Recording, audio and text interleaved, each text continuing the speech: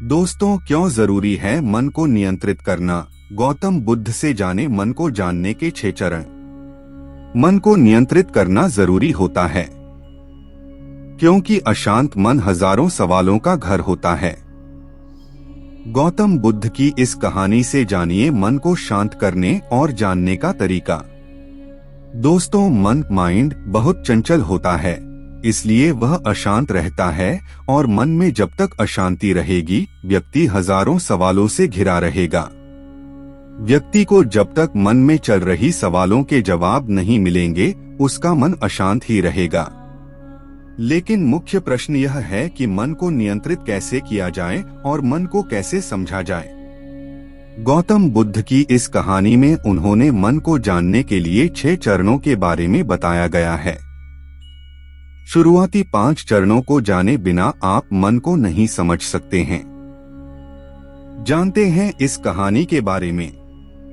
दोस्तों, एक बार एक व्यक्ति गौतम बुद्ध के पास गया और पूछा कि मन को नियंत्रित करने का पहला चरण क्या है।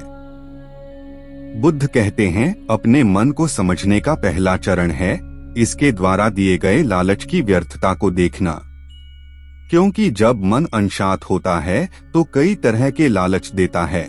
जिसने मन द्वारा दिए इन लालचों को पहचान लिया, उसने मन को समझ लिया।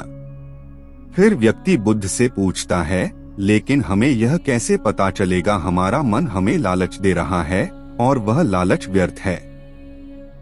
इसका जवाब देते हुए बुद्ध कहते हैं, अनुभव से। मनुष्य मन के लालच से जिस कार्य को अतिपूर्वक करता है उसमें उसे हानि ही होती है और हानि के बाद ही उसे अनुभव भी होता है। जैसे जिसने वास्तव में यह देख लिया कि नशा करना केवल दुख है, वह नशा मुक्त होना शुरू कर देगा। जिसने जान लिया कि ईर्ष्या से खुद का नाश होता है, वह ईर्ष्या से मुक्त हो जाएगा। मन को समझने का यही पहला चरण है। दोस्तों, इस वीडियो में गौतम बुद्ध की मोटिवेशन प्रेरणादायक कहानियां हम आप तक पहुंचाने की कोशिश कर रहे हैं। हमारा पूरा प्रयास रहेगा कि आपके पास तक गौतम बुद्ध की प्रेरणादायक जो भी कहानी है, वह सभी कहानियां हम आप तक पहुंचाने की कोशिश करेंगे और आपको बुद्ध भगवान की द्वारा बताई हुई कहानियों से सत्मार्ग दिखाने का प्रयत्न कर रहे हैं। अगर आपको हमारी वीडियो अच्छी लगते हो तो हमारे वीडियो को लाइक करें और हमारे चैनल को सब्सक्राइब करें। दोस्तों, अब कहानी को आगे लेके चलते हैं। बुद्ध बताते हैं, मन को जानने का दूसरा चरण।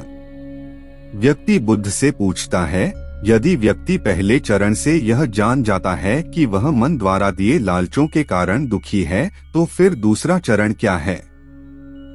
बुद्ध कहते हैं, खोज पर निकलना। दूसरे चरण के लिए ऐसे व्यक्ति की खोज पर निकलना होगा जो कि पहले ही अपने मन को जान इससे मुक्त हो चुका है, क्योंकि वही तुम्हारा मार्गदर्शन कर पाएगा। बुद्ध बताते हैं, मन को जानने का तीसरा चरण।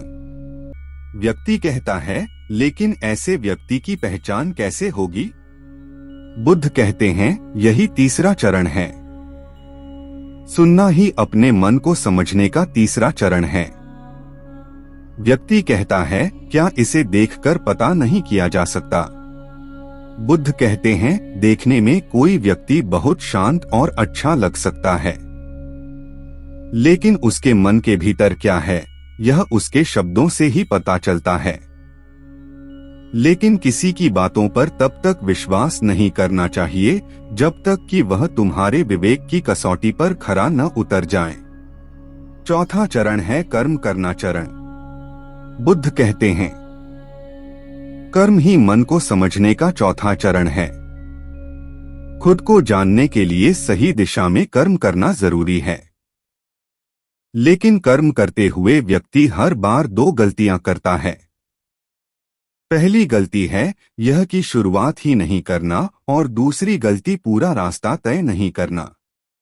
इन दोनों गलतियों के पीछे हमारे मन की ही चाल होती है।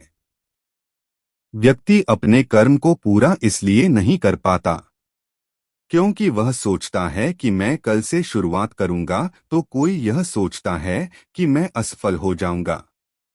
इन गलतियों का मुख्य कारण है जागरूकता की कमी। इसके बिना मन व्यक्ति को उसके सही दिशा में चलने नहीं देता। मन को जानने का 5वां नियम है। बुद्ध कहते हैं मन को जानने और समझने का 5वां चरण है जागरूकता।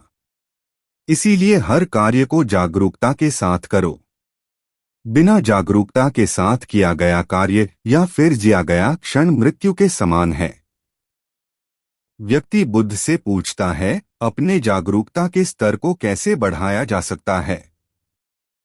बुद्ध कहते हैं, ध्यान से। ध्यान ही मन को जानने, समझने और नियंत्रित करने का अंतिम चरण है। यानी ध्यान ही वह नाव है जिस पर बैठ मन रूपी नदी को पार किया जा सकता है। जिस व्यक्ति ने इन शुरुआती 5 चरणों से ध्यान को जान लिया, उसने अपने मन को जान लिया।